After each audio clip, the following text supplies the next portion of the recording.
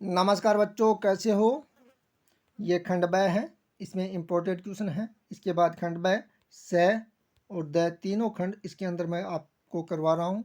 और खंड ए में जो इम्पोर्टेंट क्वेश्चन है वो मैंने करवा दिए हैं, तो आप चैनल पर जाकर खंड ए देख सकते हैं। और खंड ब, स और द देखने के लिए वीडियो को लास्ट तक ज़रूर देखिए। इसमें जो इम्पोर्टेंट क्वेश्चन है वो आपको परीक्षा में बहुत ही हेल्पफुल होने वाले क्वेश्चन हैं, तो वीडियो को अंत तक जरूर देखिए।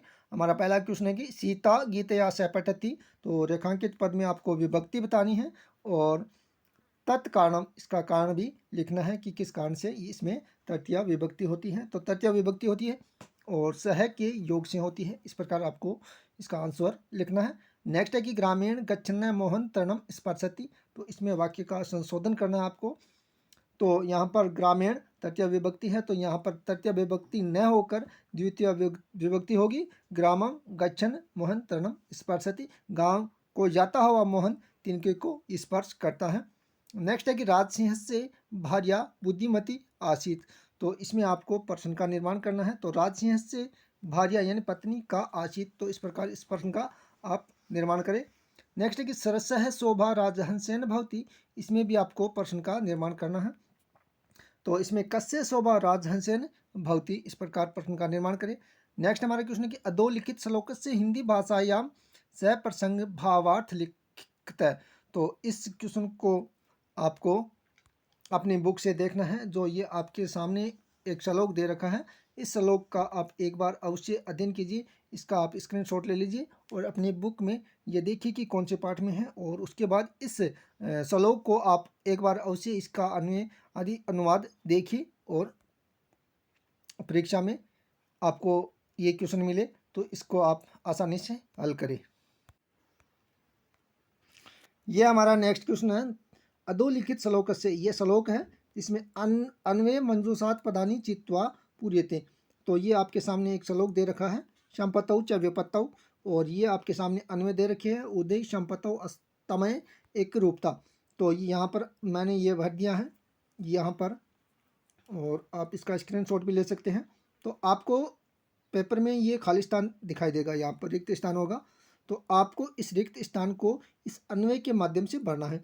तो यहाँ पर संपत्तौ च विपत्तौ च एक रूपता भवती यथा सविता, यहाँ पर उदय आ जाएगा, रक्त भवती तथा अस्तमय च रक्त भवती। आप इसका स्क्रीनशॉट ले लीजिए। नेक्स्ट है कि रेखांकित स्वयं पाठ्यम पुस्तकात श्लोक द्वयम। दो श्लोक आपको अपनी पाठ्य पुस्तक से लिखने हैं। तो आपको ये पता है, आपके दो श्लोक याद होने चाहिए। नेक्स्ट है कि विचित्र साक्षी, विचित्र साक्षी पाठ सारम। हिंदी भाषा में आपको विचित्र साक्षी पाठ का सार याद होना चाहिए, वो आपको लिखना है। नेक्स्ट है कि पर्याय पदम मेलयते। तो इसमें मैंने इसके पर्याय के जो पर्यायवाची है वो सामने लिख दिए हैं, लेकिन आपको क्या है, इसके सामने जैसे गज है, गज के सामने करी न आकर वायसा यहाँ पर दिया हो सकता है। तो आपको इसका मिलान करना है, किस प्रकार होगा। तो ये मैंने आपके इसके सामने लिख दिया है। गजे का पर्याय होगा करी, काके का वायसा और उरगे का सरप, अह रह का प्रतिदिन। तो इस प्रकार आपको पर्याय याद करना है। नेक्स्ट हमारा क्वेश्चन है, यह मंजूषा है, परदते समुचिते अव्यय पदई वाक्यानि पूर्यते। तो इसमें आपको अव्यय पद दे रखे हैं, यहाँ पर आपको अव्यय पद दिए होंगे, उसमें से आपको इसमें मेल बिठाना है कि कौन सा अव्यय पद इसमें सेट होगा। तो सुरेश है मया सह जयपुरम गमिष्यति। तो सुरेश मेरे साथ जयपुर जाएगा। तो आपको यहाँ पर क्या लिखना है, स्व, सुरेश कल मेरे साथ जयपुर जाएगा। गोपाल है, यहाँ पर रिक्त स्थान होगा। पठिष्यति, गोपाल पढ़ता है, तो यहाँ पर है कदा, गोपाल कब पढ़ता है, तो यहाँ पर कदा आ जाएगा। फिर है यहाँ पर ये रिक्त स्थान, अहम उत्तीर्ण भविष्यामि, मैं उत्तीर्ण होऊंगा। तो नूनम का अर्थ होता है अवश्य, मैं अवश्य उत्तीर्ण होऊंगा।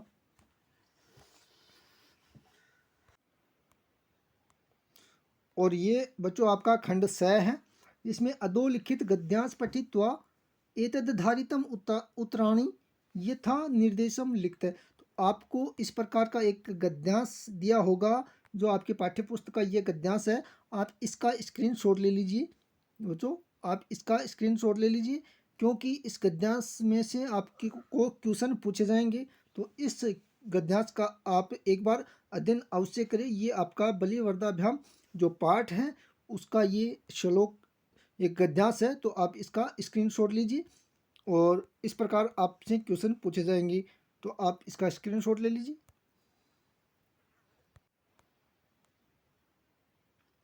और ये क्वेश्चन नंबर 15 है, जिसमें अधोलिखितम श्लोकम पठित्वा निम्न प्रश्नानाम उत्तराणि लिखते हैं। तो आपका ये जो श्लोक है,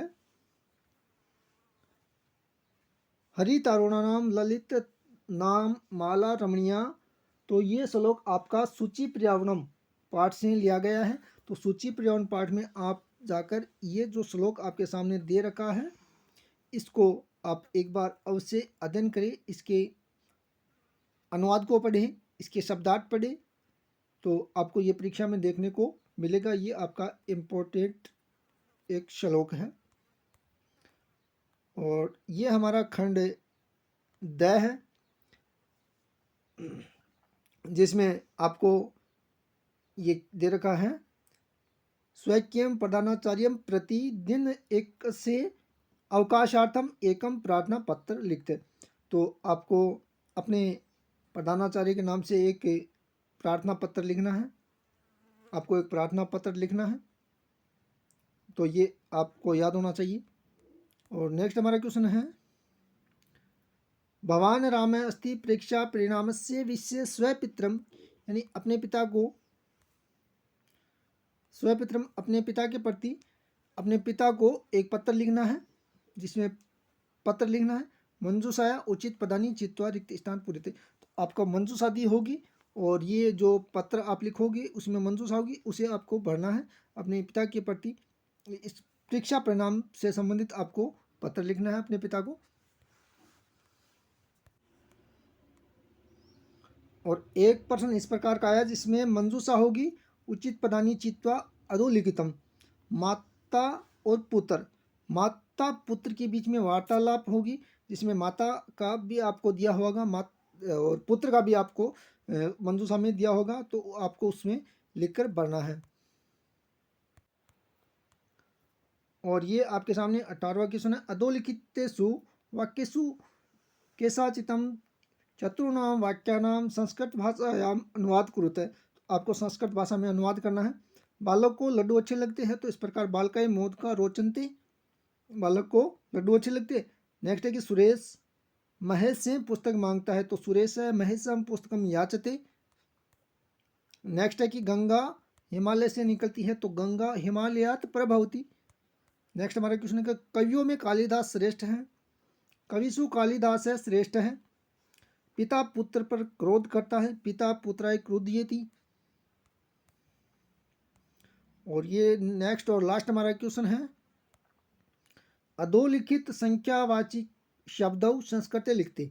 तो आपको संख्यावाची जो शब्द दे रखा है 215 119, इसे संस्कृत में लिखना है। पंचदशा अधिक का द्विशतम, तो इस प्रकार 215 हो गए।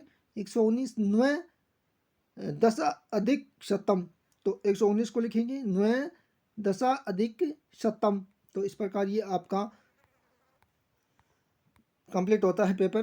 तो आपको बच्चों इसमें जो मैंने बताया है अपनी बुक में उनका टिक मार्क कीजिए और उनका एक बार अध्ययन परीक्षा में जाने से पहले एक बार अध्ययन अवश्य करें, क्योंकि मैंने जो क्वेश्चन बताए हैं वो आपको परीक्षा की दृष्टि से बहुत ही इम्पोर्टेंट क्वेश्चन है और आपको परीक्षा में देखने को मिलेंगे। धन्यवाद बच्चों।